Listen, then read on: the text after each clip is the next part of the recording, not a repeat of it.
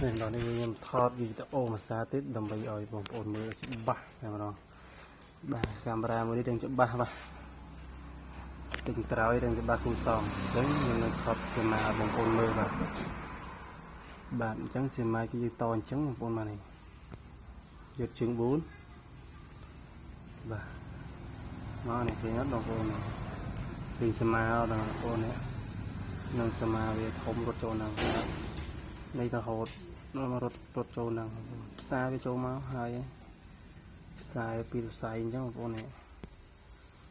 chẳng thì trâu rồi đập trường pin nó rồi đập trên màu vĩnh lương đầy xề sòng hàng đấy con mà rồi 20V trong tay lương vía mòn chầm thằng hà bà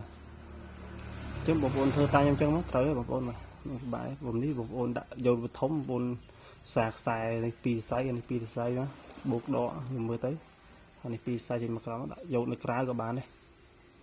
mưa lò là nhọc chỗ bán nhưng nhọc chỗ lò trong tay ba buộc mình dồn tui bạt bằng con hay đi dùng bình triệu cho bằng con mà thì những bạn lẹ đi tại hayคือtại Jun bà tại Việt Nam bên chân hàng cầm hôn kia ở sầm rạ và chânยังcó mỏ chuột chố rồi thịt thọt vịt ô tới bạnបងប្អូនđó nhom chuột chố nhom đạiបានថតវីដេអូបងប្អូនបាទធ្វើឲ្យគឺខ្ញុំយកឲ្យគេហើយតែនេះគេធ្វើវីដេអូបន្តិចទៅដោយសារតែខ្ញុំធ្វើមុនច្រើនកែបត់ភាពកែបត់កែយកទៅប្រើប្រាស់បត់យើងទៅគ្មានថ្មីយើងអាចយកមកមើលយើងអាចយកមកកែបានខាងផ្នែក power supply បាទអត់មានពិបាកទេបងប្អូនបាទប៉ុន្តែ power supply ទូទឹកកកខ្លះ C 12V ផង 5V ផងអញ្ចឹងដុំភ្លើងវាចេញ 5V ផង 12V ផងអញ្ចឹងយើងអាចយកមកកែបានយើងយកថាដុំ 12V តែមួយមកយើងកែនេះtransistor 7805មួយទៀតមកយើងអាចបំបែកជា 5V បានទៀតបាទតែនេះគឺវា C 2 10V ទាំងអស់នេះដុំកង់ដង 25V វាដាក់ 25V អញ្ចឹងយើងវាយភ្លើង 2 10V ចូលទាំងអស់បាទអានេះគឺហើយបងខ្ញុំតេស្តមើលបាទគឺតេស្តមើលឡែវាយធម្មតាហើយដាក់ភ្លើងចូលហើយបបប៉េះប៉ោះអូខេអញ្ចឹងយើងយកប្រើការបានហើយមានអីទេបាទបើកង់ដងនឹងអីយើងដោះវត្តចោលហ្នឹងអីយកហ្នឹងយើងដោះវត្តចោលក៏បានយើងដោះក៏បានមិនដោះក៏បានតែនេះខ្ញុំមិនដោះផងបាទដោះចេញខ្លះធីហ្មងងើតែខ្ញុំអត់ដោះតែប៉ិតអានេះមានប្រើការទេយកអីហ្នឹងយក4គ្រាប់ហ្នឹងហើយកង់ដងហ្នឹងអត់មានប្រើការទេគឺយើងដោះចេញត្មងទៅក៏បានដែរបាទហ្នឹងអីមីកាំងអីគឺយកកង់ដង2គ្រាប់ហ្នឹងទៅប្រើការបាទឬវាពុះផ្នែកមួយជាឲ្យយើងមើលទៅខាង power supply នេះបងប្អូនឃើញទេវាកាត់នេះមកឆ្នូបពណ៌សហ្នឹង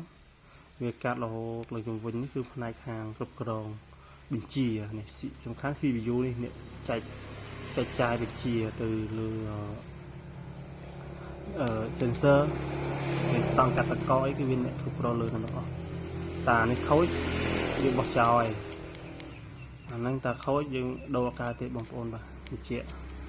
ដូរបានទោះតែមានរបស់កាប់សាច់បងប្អូនដូចជារបស់កាប់សាច់វាឆេះពួកអាទូចនេះស្តង់តូចអីហ្នឹងនៅ CPU នេះយើងអាចយកមកដាក់បានហើយយើងយកមកដាក់គឺយើងយកមកដាក់ថ្នមដែរបងប្អូនបាទបើយើងយកមកដាក់ភ្លុំភ្លើងក្តៅពេកវាអាចងាប់ទៀតលេងធ្វើការទេ CPU ហ្នឹងបាទនេះគឺជើងវាបងប្អូនយក2គ្រាប់នេះវាចេញ2ច្រកចូលមកច្រកនេះចេញយកភ្លើងបូកចូលតាមជើងយក2ហ្នឹងចេញមកច្រកចូលខាងនេះសមារត់នេះហើយចូលជើងយកខាងនេះមកគ្រាប់ទៀតមកច្រកមកចូលតាមនេះសមារត់ចូលនេះចូលមកស្នាប់អំពូលភ្លើងបងប្អូននេះអំពូលភ្លើងក្នុងទូបាទអំពូលភ្លើងក្នុងទូនេះហើយរត់ចូលជើងដង្ហើមបងប្អូនបាទវិជាបងប្អូនយើងយកទៅដាក់យើងមិនថាយើងយកទៅដាក់បតទូតកកហើយយើងយកទៅមើលទៅតេស្តមើលដង្ហើមខាងក្នុងវល់រួចអត់បង្កាអាដុំយើងអាដុំ 12V ហ្នឹងបើសិនជាវ៉ុលទាបបើអំប៉ែវាទូចបងប្អូនដូចខាងសាកគួយបាសអញ្ចឹងតាអំប៉ែទូចគឺវាបើកខ្លាំងលត់បើខ្លាំងលត់ តានេះបងប៉ែទួយទាំងហើយវើរួយទេបងប្អូនវើទីទើមក៏ទូទឹកកកយើងអត់ជាដែរបាទអញ្ចឹងយើងយកទៅលទូជាក់ស្ដែងបានយើងដឹងប៉ុន្តែតាមប៉ានស្មានគឺថាជារួយអត់អីទេទាំងហើយវាស៊ីភ្លើងស្រាលដែរទេDC 210 V នេះបើយើងមានកង់ដងទុកទៀតនេះ2គ្រាប់ទៀតអានេះមួយគ្រាប់ចឹងអស់3គ្រាប់ខាងស្ដាយមានតែមួយគ្រាប់ទេនេះឃើញអត់មួយគ្រាប់ទេ16 V ហ្នឹងហើយពីមកខាងនេះ25 V វាមាន2គ្រាប់បងប្អូនបាទ2គ្រាប់ទៅវាឡើងប៉ែខ្ពស់ហើយតែយើងខាងជាក់ស្ដែងគឺយើងតេស្តដើរហើយឡែវាយធម្មតាចាំយើងយកទៅដាក់ទូទឹកកកជាក់ស្ដែងបាទចឹងនេះគឺក្បួនសមាខ្ញុំថតកាមេរ៉ានេះរឿងច្បាស់បន្តិចហ្នឹងគឺ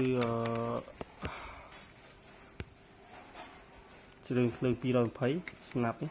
ដតទៅ220ចូលមក2អាផ្គូល2តែមួយបងប្អូនបាទតែគេបបែកចូលទៅខ្សែកុងសឺមួយហ្នឹងទៅបងប្អូនបាទយើងអត់ដឹងដែរសំខាន់គឺអា2តែមួយទេអានេះតែមួយដែរ2ទីផ្សារជើងចូលគ្នានេះអា2ហ្នឹងចឹងយើងផ្សារជើងខ្សែ220ចូលមកហើយចូលមកដុំ power supply យើងចេញ220ហ្នឹងចូល220ចេញ12 V ហ្នឹងណាចូល12 V នេះយកជើង4ដូចគ្នានេះបងប្អូនឃើញអត់នេះបើពិតបនឆេះអាសេត្រៃមួយទេខ្ញុំជ្រុលដល់នេះហើយខ្ញុំកែមកក្រៅហើយទៅបាទនេះចេញ12 V ហើយមកចូលមកជើងខាងនេះនេះបាទទេបងប្អូនបាទហើយបងប្អូនឆ្ងល់កុំភ្លេច comment ខាងក្រោមណាបាទចេញថតមើលសីមាបងប្អូនមើលឲ្យតិចបងប្អូននេះហើយអាបតនេះគេដុំភ្លើងមកខ្ញុំនឹងដាក់ឲ្យខ្ញុំតេស្តបងប្អូនមើលទៀតបាទនេះបងប្អូនឃើញអត់ខ្ញុំថតឲ្យច្បាស់ចឹងមកបងប្អូនមើលទៅអនុវត្តតាមបានណាកាមេរ៉ាខ្ញុំអានោះវាអត់សូវច្បាស់បងប្អូនហើយអត់លុយទិញបងប្អូនរស៊ីអត់មានលុយទិញទូរស័ព្ទល្អប្រើទេថតឲ្យច្បាស់អត់បងប្អូនមើលបាទពីបាទរបៀបកាយវាមានតែប៉ុណ្្នឹងបាទកុំភ្លេចជួយ Subscribe ឆានែលរបស់អ្នកមួយផងបាទសូមអរគុណ